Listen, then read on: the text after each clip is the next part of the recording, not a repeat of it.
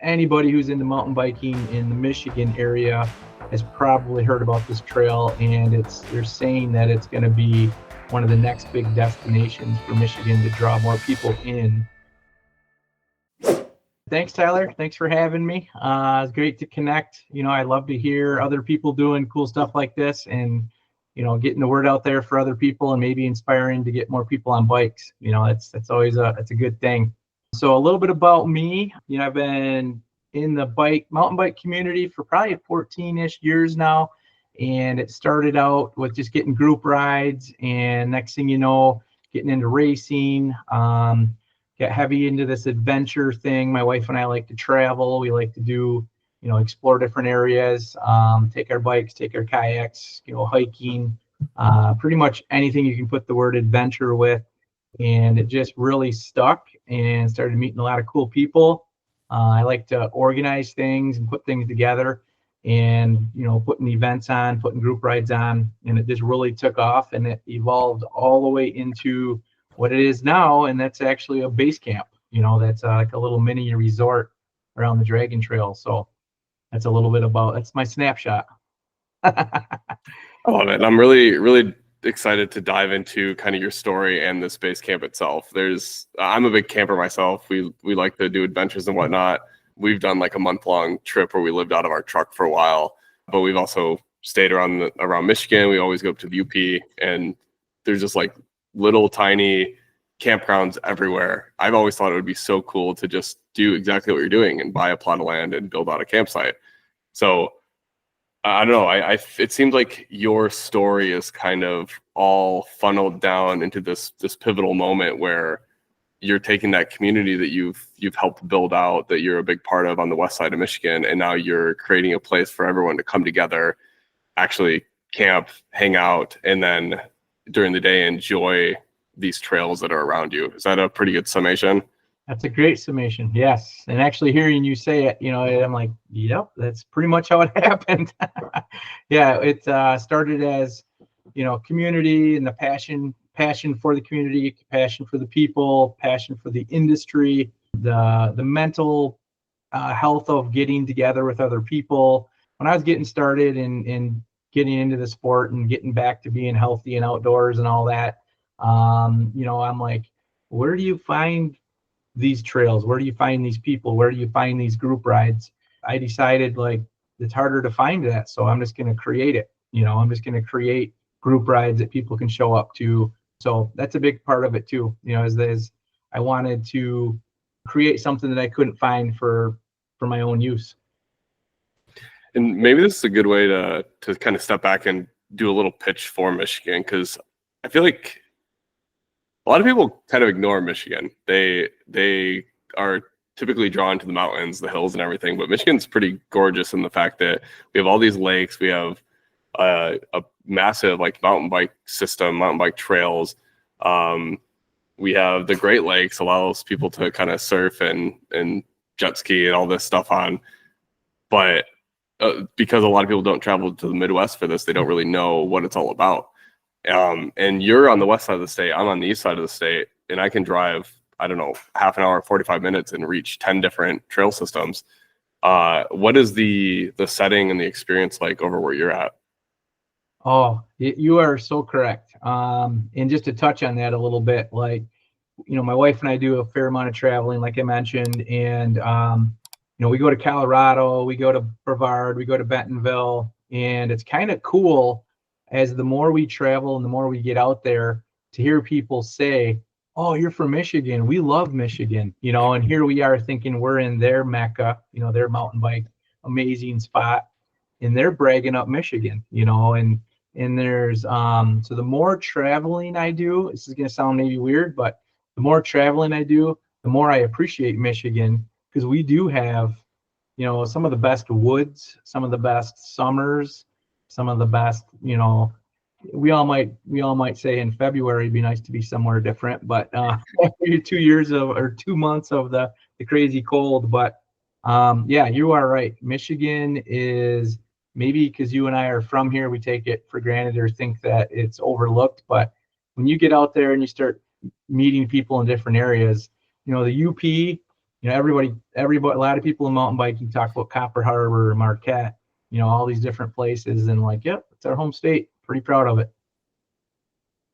That's great. Now I'm not sure where I want to go with this. I think that I want to hear about the base camp and where that stands today, and then kind of step back and figure out what led you to building that out. Because I know you built out the base camp because you now have this solid trail system there, and you built out this community and done these group rides. But had you built that base camp out 10 years ago, maybe it wouldn't have meant anything or been anything because you didn't have that foundation to build on top of. So tell us about the base camp, what you're trying to do with it, and how you're trying to bring more mountain biking to your area. Yeah, the Dragon Adventures Base Camp. It is a now campground, and this is super fresh. Like, we just got campground approval through the township, and this is all, we had Airbnb cabin, for the last 12 plus months, but the actual next phase and the next step where we're putting in more cabins and 25 more campsites and a camp store and a lot of this mountain bike and adventure specific stuff is all super fresh. So we're super excited.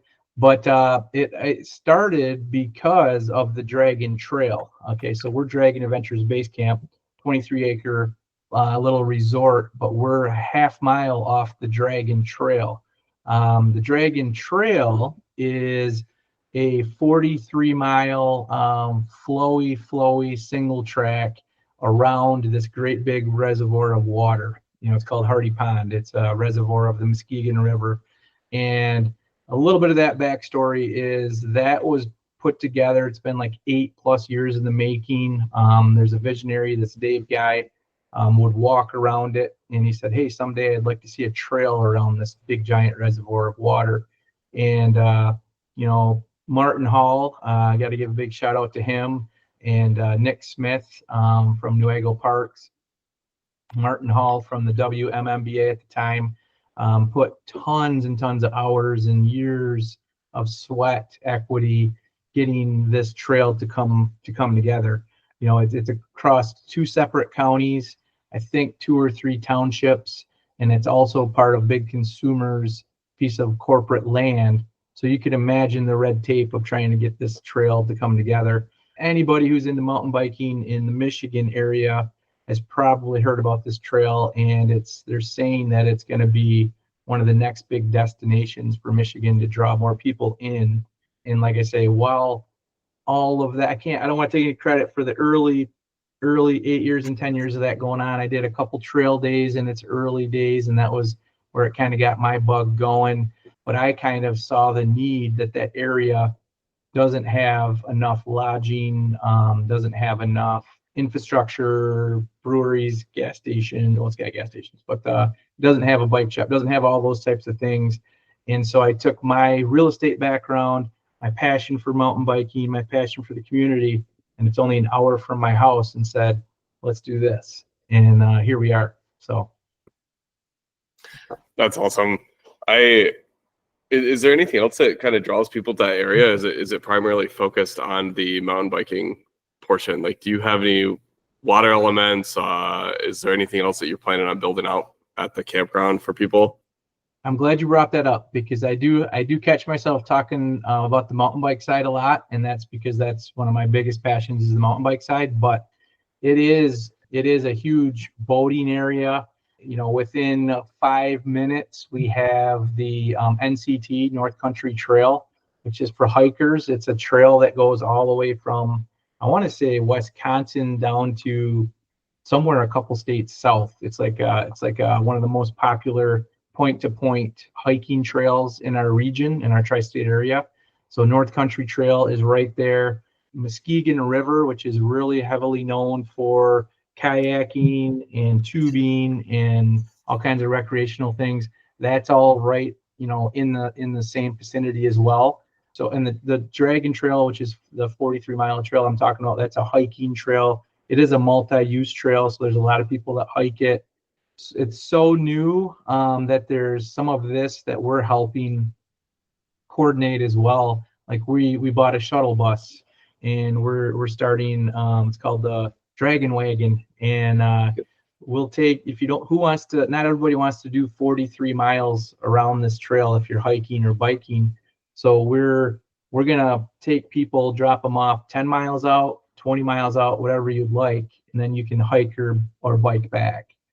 That's one of the big features that we're adding in 2025 is our shuttle service. Like I say, we're adding another 24 campsites, full hookup campsites, 4 more Amish cabins. We're going to have a store. We're going to have a store on site that's probably going to sell adventure gear, in case you forgot, random bike parts or different things like that. We're going to have a bike or a store on site. One of the cool things that we have going right now is our beer garden area. It's like a 3-tiered little hangout area. All of us that like to go out and do all this fun stuff. Afterwards, we like to talk about how the ride went, how the hike went, how the kayaking went.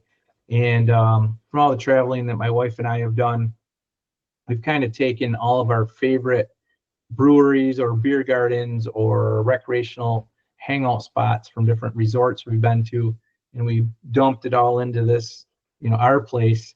And I'm a little biased, but it's pretty cool. You can look up some pictures. We put a lot of time and energy into having a really cozy spot. It's got really nice lights at night. It's a pretty cool little spot to end your adventure for the day. I always think of just, you go on trips and you either have a really nice resort, a really nice hotel, or a very nice campground, and that adds so much experience to where you're going. And we have 2 kids under 4 right now, and yeah, if there's like the proper playgrounds or the proper water features or beach or whatever, that just makes for such an incredible experience. So if you're trying to get out to the Dragon Trail, maybe check out this adventure camp or this base camp, and watch it grow out. It sounds like you have a ton of things on the roadmap to make this thing improve and even continue to build out the community so that there's more to do than just the Dragon Trail. Yeah, I think that's so cool. And just as a camper myself, I can kind of visualize it and see what that's going to look like. This house in the background we did like 70% of the work ourselves, and oh my God, that was such a freaking project. So I can't imagine the uniqueness of like running water lines and electricity for different cabins and, whatever. Yeah, I can speak on some of that. So like the putting that thing together, like my wife and I still, like one of the funny things that I remember when this would have been this past summer, it might have been this past spring, she's like, she looks at me and says, oh man, it's been a crazy few years putting this place together. I'm like, it's been 12 months. Like, it's only been 12 months since we've done so much in a short amount of time. It did feel like 3 years of just nonstop weekends and nights. Like if I would have tracked the hours that we spent, it started out as like pretty much a junkyard that we had to get rid of, probably 200 tires and old junk washer machines, and it was dumpy. I look back and I even smile sometimes on like the work we put in, and I want to say that we're only like halfway there for the next phase, but yeah, there's some stories that go behind that. And are you doing a lot of the work yourself, or do you have a support base? Are you hiring out stuff? So a little mixture of both. I like to do the tractor stuff. I had to buy a tractor, to help with this project. Darn. So yeah, darn, that was fun to shop for a tractor. Chainsaw, tractor, some excavating, some all those types of things. Me and I have a cousin, Eric. Big shout out to Eric for helping out. He's a wizard with the chainsaw, and he and I and my in-laws and my wife, just how many bonfires we had getting rid of old shrubs, and how much brush hogging we've done and tree trimming. Like we do all that, and I enjoy that part of it. But then, the electrical lines and the water lines and all that so far, like with the cabin build out, because we built a 1,600 square foot cabin that can be rented into 3 pieces or rented all as one.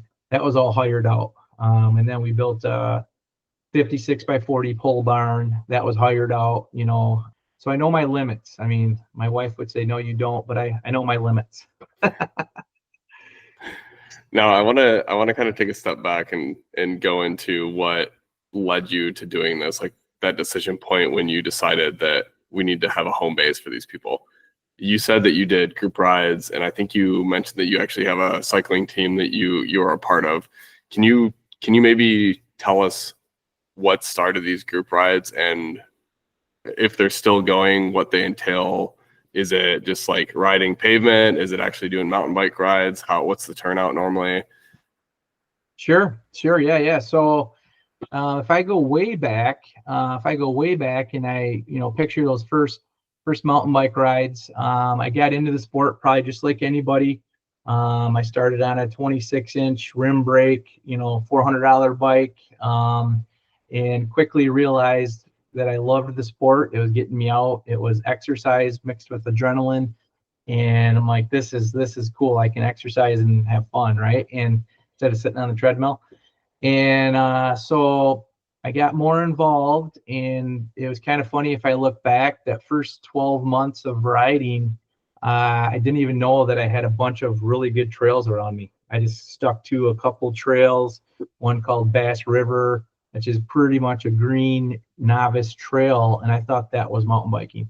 I can remember these little 10-foot hills and like saying, oh, here comes that hill, and I look back and laugh at myself because it is mountain biking, but compared to what we do now, that was still, only 10 miles, 15 miles from me is way different. So anyways, I got started, and there's a bike shop that kind of took me in under their wing, and a few key people that realized I was pretty passionate about it and said, hey, you need to start riding with Jason and Chad, and they'll show you around. And also, you're going to need a new bike because you keep breaking the parts on that bike. Your old $400 bike's not going to handle 2 days, 3 days a week riding like you're riding. I quickly met these guys. Big shout out to Chad Rector, Jason Bailey, Matt Metzner. They were big components of getting, seeing that I had the vision to try to jump into the sport. Then I quickly found, like, hey, I like doing this with other people. It's one thing doing it by yourself, but I like doing this with other people, like the social aspect of it as well. So we started a little team. It was called Team Motivation for like a short, 6 months stint, and quickly said to the guys, I'm like, hey, would you mind if I change the Team Motivation to Team Remax? Like, I really want to, take this to the next level, get group rides going. And they're like, absolutely, Mark, go for it. So I'm a real estate agent, been a real estate agent since 1997. That's a big part of how a lot of this happens, right?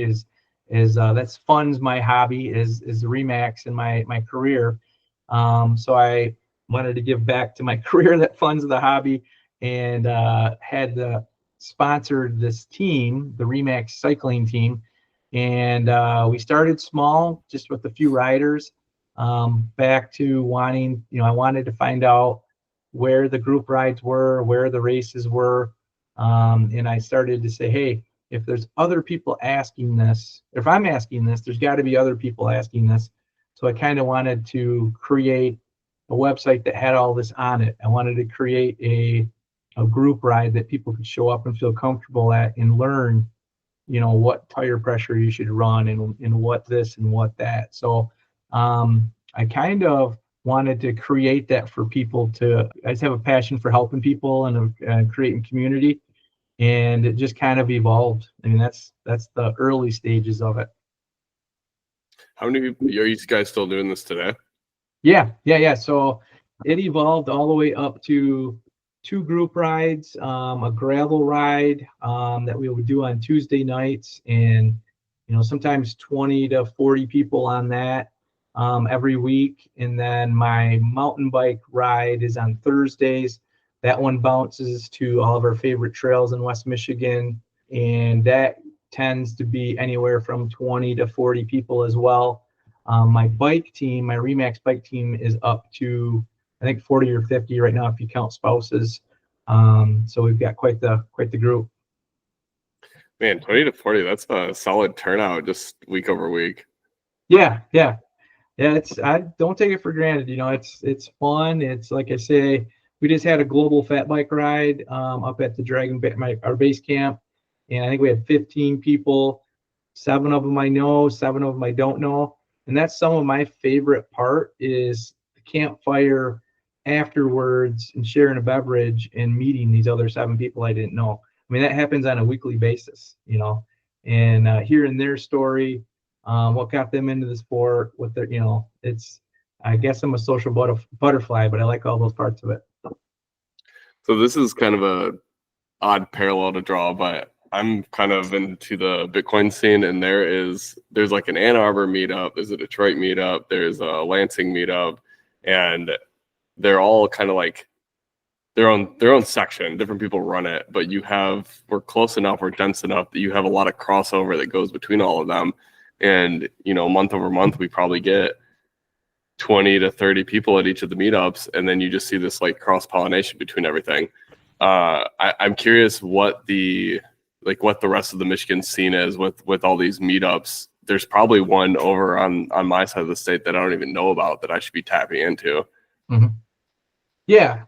So, yeah, it's really cool. Since I've been doing this for so long, I've seen, I would say there was group rides before me, so I don't want to act like I was the first group ride guy.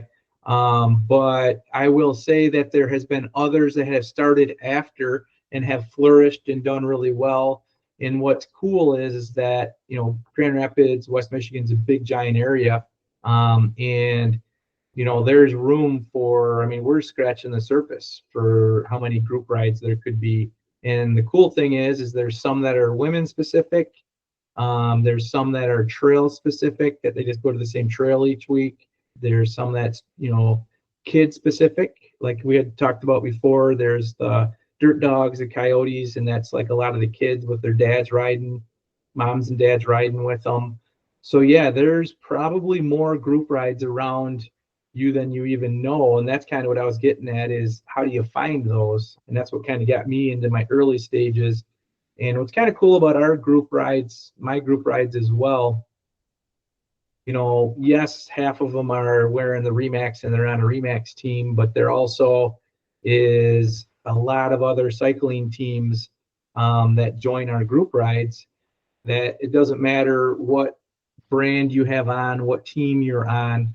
We all like trails and we like having fun and we like sharing beverages and sharing stories and stuff like that. So I kind of try to create that come one, come all, let's get to know each other vibe instead of those tight knit groups where, there's some really good tight knit groups that are teams and they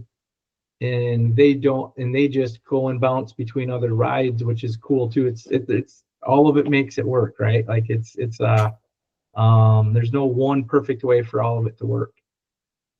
I'm glad you brought up the fact that there's these different groups like women's and trail specific, region based, and kids and whatnot. Because that was going to be my next question. I feel like you've been in this for so long, not necessarily running them for so long, but you've kind of seen this rise of technology and how that's shaped the involvement in these groups. Because I don't know, 10 years ago, I feel like Meetup was just getting started, and now you have all these Facebook groups, you have all these other different channels that you can find stuff. So I'm kind of curious how that's evolved over time from your early years to what you're doing today. Great point. Great point. And I don't think about that all the time, but technology, I am kind of a tech nerd. I got the YouTube channel and we got all that stuff too. But without social media, I mean, as much as a lot of, sometimes social media gets bad press, especially for the younger generation, we kind of joke and say, don't spend 4 hours just, thumbing through social media and there's that. But on the positive note, social media has given us, I met you pretty much through social media style thing. You get to niche down into the things that you're interested in, find out that there's dozens or hundreds of other people that, like and enjoy the same thing as well. And it creates little, niche communities. I think I guess I like the part of like, maybe using the social media to organize the events, get to know and meet new people, and to share content. But I like the fact that, at least in cycling world and adventure world, the relationship is further than just the screen. You're actually going to shake hands with this person in the parking lot and go sweat on the trail with them for 20 miles and, get to know them a little bit, where some of the social media is all behind the screen. But I think social media is an amazing platform to help like-minded folks kind of get together, and even not like-minded folks that get together and learn from each other. And the way you just tied that up, I think, is honestly like the perfect recap for everything you just talked about, right? You probably met people when social media wasn't even a thing through your bike shop. You started to make connections with them through this shared hobby, which led you to spin up this group ride that has spun up all around the world or all around Michigan. And now you're trying to take this a step further. This trail system is more or less finished, and now you're just trying to get a place that brings people into Michigan to enjoy that trail system. And that's got to make some just like deep rooted connections with the people that you're mountain biking with week in and week out. And yeah, as you said, I'm not like a huge rider compared to yourself or any of the people but it allowed us to introduce ourselves and, give a platform for you to tell the story and kind of share what you've done over these past 10 to 20 years. And I just think that's great. I think that really recaps everything we just went through. Yeah, appreciate it. I mean, until I start verbalizing some of it, sometimes I'm like, oh yeah, how did that come about? Like, oh, that's how that came about. I joke with my wife sometimes too, and my marketing gal, Katie, some of the things that I was working on that I didn't even know was part of this, 10 years ago. It's consistent, so there's definitely some genes in me that are consistent, and it's definitely evolving as we go. That's kind of where I'm at with this channel right now. I don't know why you started your YouTube channel 7 years ago, but it's evolved into trying to funnel people into your base camp. And I don't ultimately know, what I'm doing with this channel. I'm just trying to find people and highlight people around the world doing things that excite me. Because if this thing flops in 2 years from now, 3 years from now, I don't care. I had a moment to talk to you, and I'm going to leave this episode like smiling and knowing that this is happening in my home state. So yeah, I mean, I don't know if that's something you want to get into. Like, what was the vision of the YouTube channel and how has that evolved over time? Or was it just a passion project to be consistent with and share the world with? Great question. Great question. I know that's probably loaded. No. Yeah. So my pre YouTube channel, I had a passion for. We were in the motocross scene for a while. And anybody who was in motocross in Michigan there may have heard of MX Replay. It was a website, and it was revolved around videos, and this was pretty much before YouTube, believe it or not, if there's such thing before YouTube. And that was my thing. MX Replay. We would spend weekends at the motocross track, and then I had this giant video camera that I would go and I would shoot highlight videos with. Not the super old ones from the 80s, but it was still pretty big. And I would shoot highlight videos, and then I would go back and I would edit them into a 10-minute recap of the weekend. And back then, this was before like copyrighted music and all that. Like, we would grab some music that was mainstream, and we got some pretty good excitement and exposure around those videos, because it was watching 100 people, 200 people you just spent the weekend with, and it was like a highlight video of that. So fast forward, motocross kind of fell to the wayside, started to find this mountain bike passion. All of a sudden, these little cameras start coming out called GoPro, and all of a sudden YouTube came around, and it was just kind of a natural transition for me to take some of my video passion in editing videos and doing things like that from an action sport back then, and it kind of evolved into mountain biking. I love that. You were in motocross. Did you ever hear of like the Lansing Motorcycle Club? Sounds familiar. We traveled a lot, but I don't remember Lansing more. I don't remember Lansing. I don't know the full story of it, but they're more enduro races, and they have a spot up. Where's it at? They bought and opened up a campground called Jack Pine, and that's where they host their event every year. I think it's just called Jack Pine, but it's a part of the Lansing Motorcycle Club. And some of my friends have campsites there, and it's like this ongoing project. They keep expanding it. They put on a wicked event from what I've seen. And yep, they have electricity and plumbing ran to every site. So like I could envision a future where, you are actually hosting big events or a big tournament or something at your campground once you get into that phase 6 or 7 of your construction project. There may be talk of that already, but yes. Spoiler. Yes. No, now that you say enduro and Jack Pine, we did more of the motocross side. Okay. That was the enduro side, but I have friends that to this day go to Jack Pine and do events there. So I know what you mean. Very cool. Yeah, so I always try to leave times at the end of the episode for people to tell stories about anything we've talked about. I'm sure you have, some crazy stories of you and your wife traveling for mountain biking, or I don't know, just some good group rides that maybe went south. Does anything come to mind that you kind of want to share and laugh along with the listeners? Oh man. So yeah, stories. Like definitely one comes to mind. We do, like I mentioned, we like to travel and do some mountain biking, grab some friends. Like right now we're planning our March trip. We're probably going to go to Chattanooga. Amazing mountain biking down there, I guess. They have an area that's kind of transforming, kind of like the Dragon area. So I'm doing a little research too while I'm down there. But so yeah, funny story. Me and a few buddies, Mike Miller and Rob Dale, we went down to North Carolina, and we were kind of setting out to go do a ride.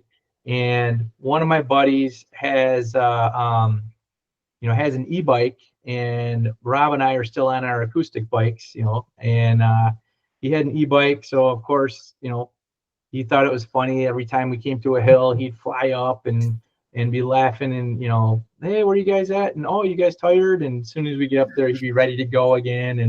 And I was in decent shape at the time, so a little bit of a, racer mentality, like I can do this. So I, still try to push it and everything.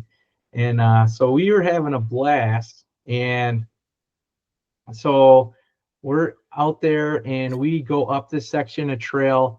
And there was definitely a spot where you could go left or right, but Mike on the e-bike missed the spot where you could go left or right and just kept going because probably he's on his e-bike going super fast, not even noticing.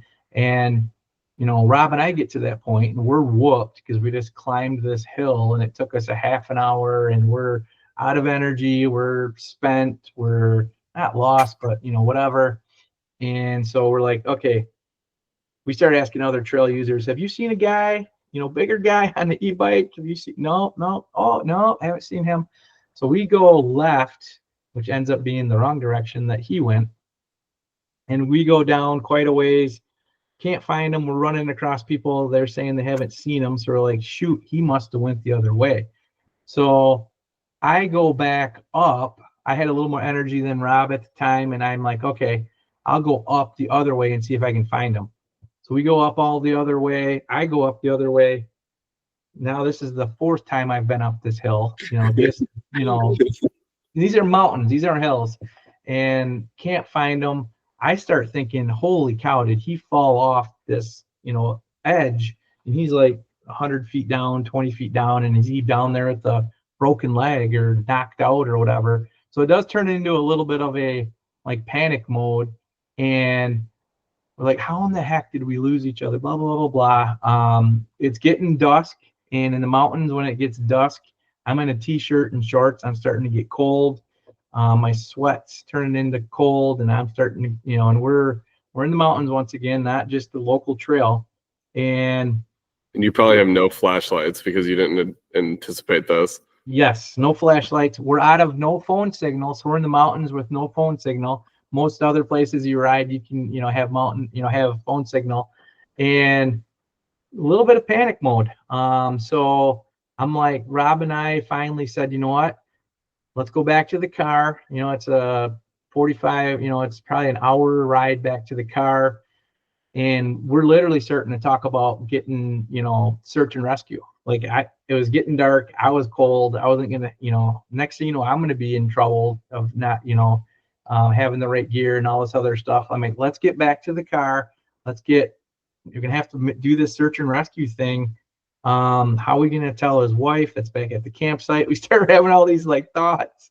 And, so we bike back and pull into the parking lot, and there's our buddy Mike huddled up next to a Coke machine because there's a little bit of heat coming off the bottom of a Coke machine, and we're like, Mike, and it's dusk, you're getting dark, and we're like, where the heck have you been? So we share all of the where did you go stories, and you on your darn e-bike took the wrong way, missed a corner. Didn't have to call EMS, didn't have to call search and rescue, didn't have to tell his wife that we lost your husband in the woods. So we came back from that trip. There's a video, I got a YouTube video on it. I'll send you the link. We did a little recap of it.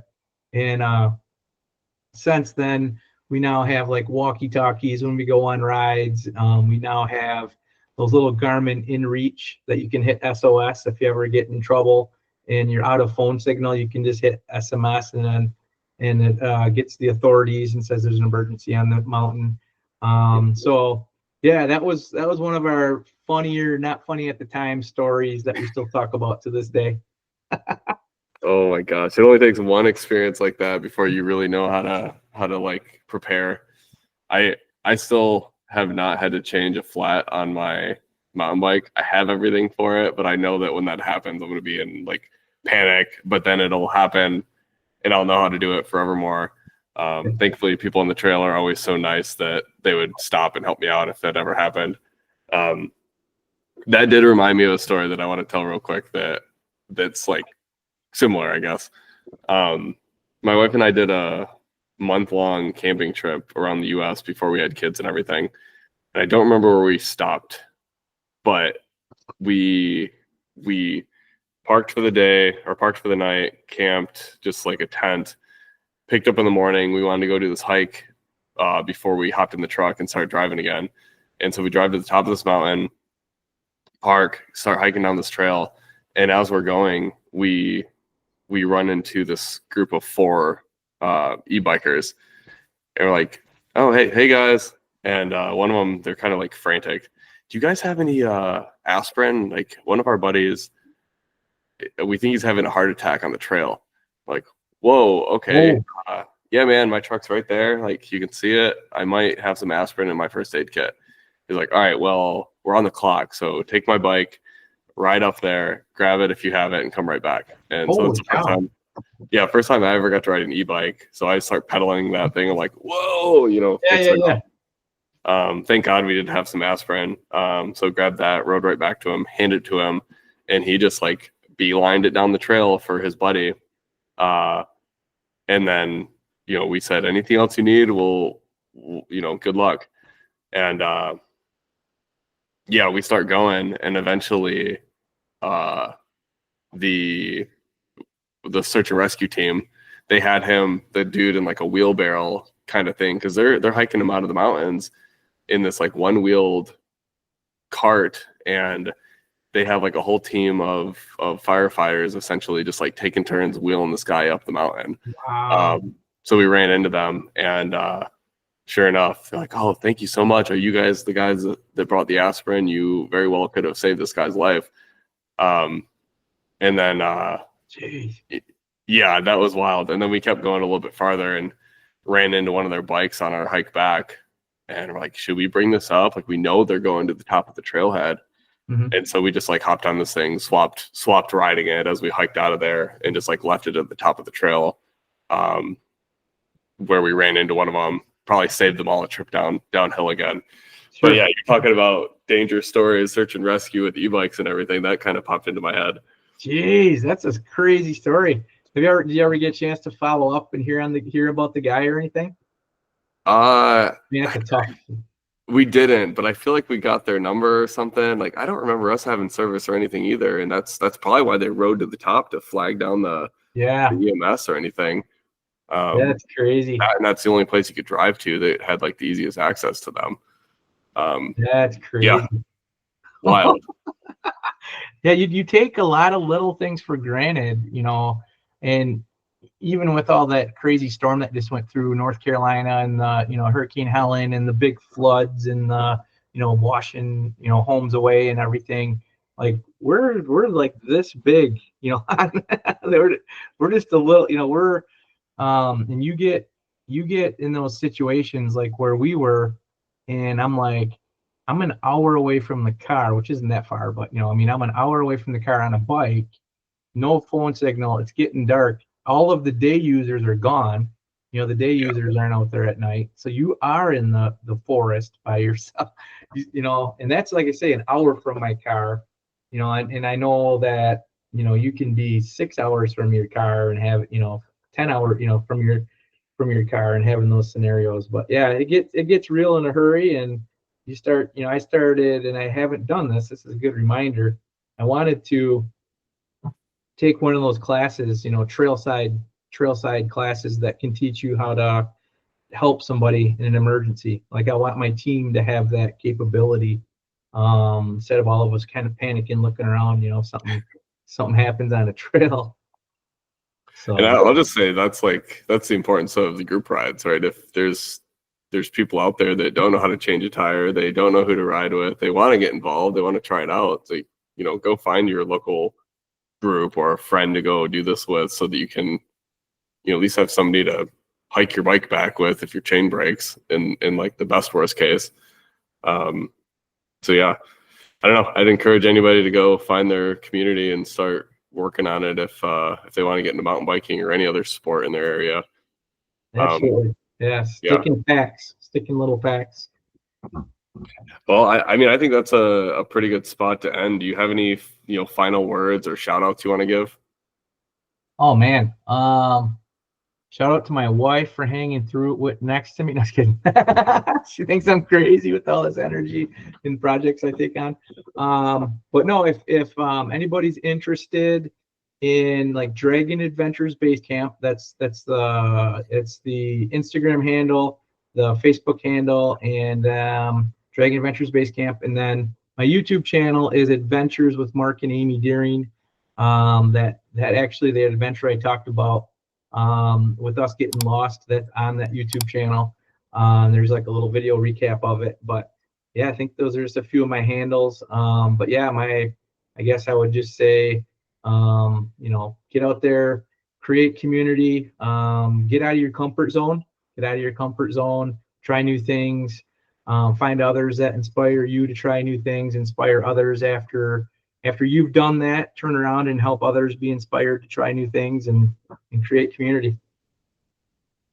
Well, I'll link to all that in the show notes, and I'll even throw the video on screen so if people want to find that, they can hear the long form version of that tale.